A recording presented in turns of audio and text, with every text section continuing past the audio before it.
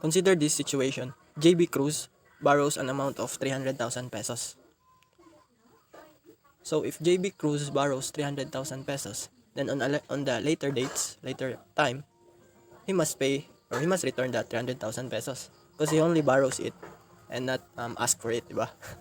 But in returning it to the lender, diba? When you return that 300,000, you're not gonna give only 300,000 to him or to the lender. Rather, you will have 300,000 plus the so-called interest or the payment for borrowing his money. So that's what we're talking for in this video. In this video, we're gonna discuss what they call annuities. So here, let's continue.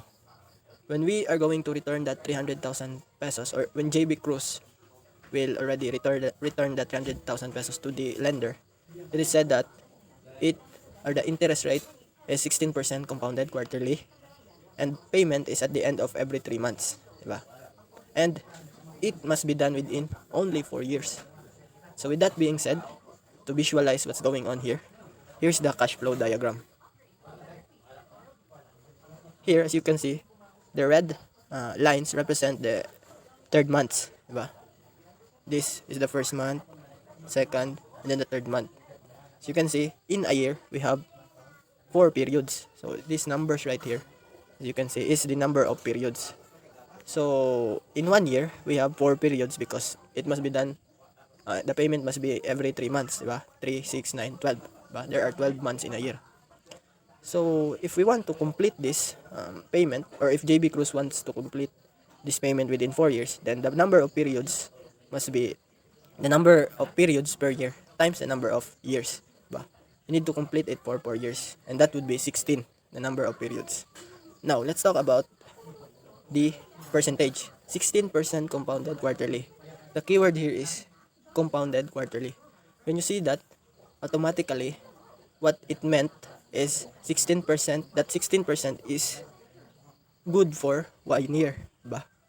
And compounded means it's being added every 3 months. So, the percentage per year is, of course, different from the percentage every 3 months. That is why that 16% that's good for 1 year, you need to divide that by the number of periods in a year. Diba? We have here 4, diba? 3 months, 3 months, 3 months, 3 months until 1 year. So this one is what they call nominal interest, or that's the interest within a year. And the effective interest we're gonna use here is basically 16% divided by 4. Why divided by 4? Because it's every 3 months. And in a year, there are only 3 months, diba? 3, 6, 9, 12. So that would be March, and then June, September, and then December. Diba? Another thing is, if the agreement between JB Cruz and the lender goes like JB Cruz must pay equal payments after 3 months, then that A right here, these A's are what they call annuities. Diba? It is the amount, the equal payment for borrowing something or for lending something. Diba? That's the annuity. Now, how do we find the amount we're going to pay monthly? Diba? Just imagine this as, for example, you want to buy a laptop, something like that. And if you can't fully pay it in cash on that date you're going to buy, then there is an option which is you're gonna give a down payment and then a monthly payment. That's what basically annuity is right there. Now, how do we find that? Turns out that the formula is P is equal to the annuity, or the periodic payment, the payment in our case every 3 months. That's all multiplied by 1 plus I raised to n minus 1 all over 1 plus I raised to n times I. Alright? This formula right here came from the compounded interest concept. So we're not gonna derive that here in this video, but sooner on a separate video, hopefully we can derive this formula. Alright? But for now, here's how to find the annuity or the periodic payment. That's what we're looking for. So the P here refers to the balance. How much are we going to pay? We said that we borrowed, or JB Cruz borrowed 300,000 pesos, right? So that must be the amount you're going to return, right? So if that's the amount is going to return, then that must be our P, and that must be equal to A, and then substitute 1 plus again, it's not 16%. The interest rate is not 16%, but rather 0.16 divided by 4. So I turn it into a decimal form. Then our n. How many periods do we have? We have 16. Because for a year, we have 4 periods due to 3 months, every 3 months. So that's 16. 4 in a year, 16 in 4 years. Minus 1. And then just literally copy above 16.16 over 4 is to 16. And then multiply it by the interest. Alright?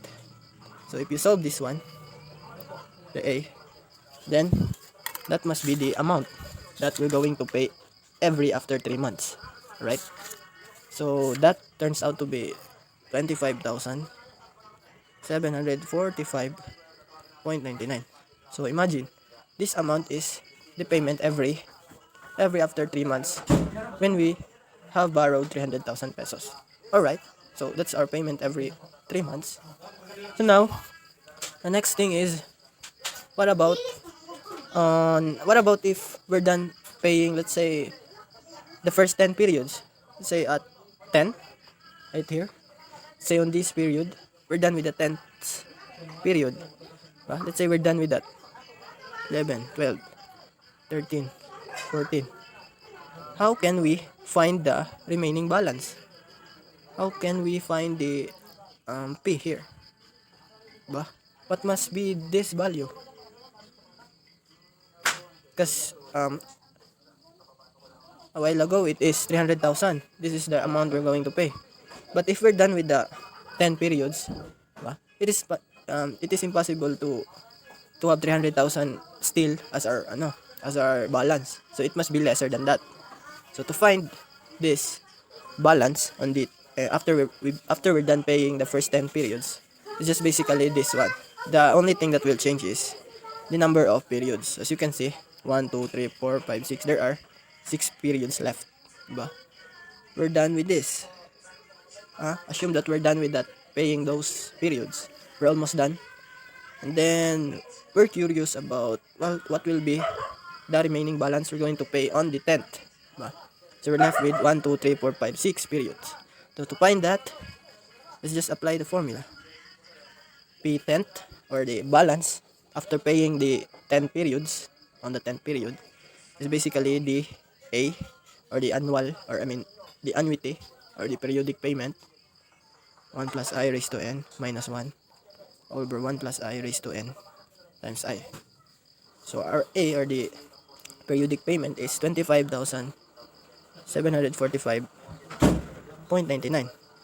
And then 1 plus I, again, is just 0.16 over 4. Now, our n will change. Ba? A while ago, it's 16 because it's the all. But now, here's the only remaining period, so that must be 6.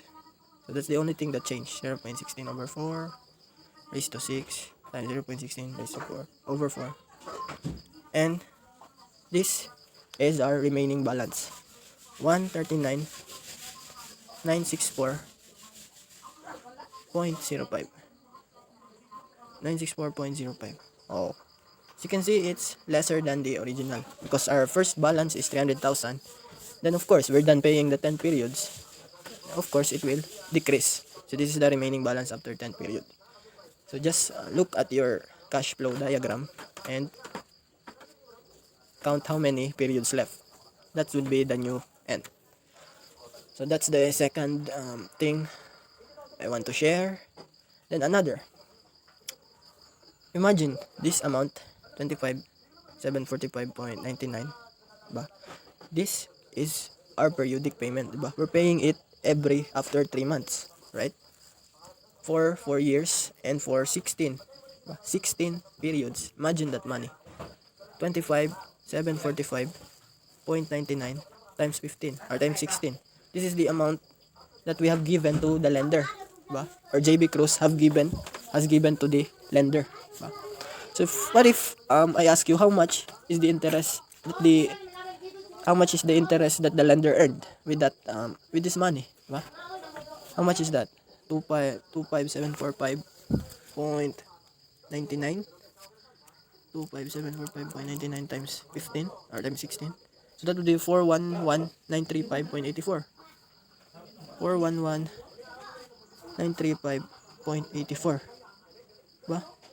And how much is the amount that we borrowed or JB Cruz borrowed? It's just 300,000. So imagine that money. Right? That's a difference of 111,935.84. Look at that, man. This is what annuity will give you. You will earn a money due to annuity. So I hope you got something here. And this is how basically you will solve annuity. And yeah, that's all for this video. And thanks so much for watching. Peace out.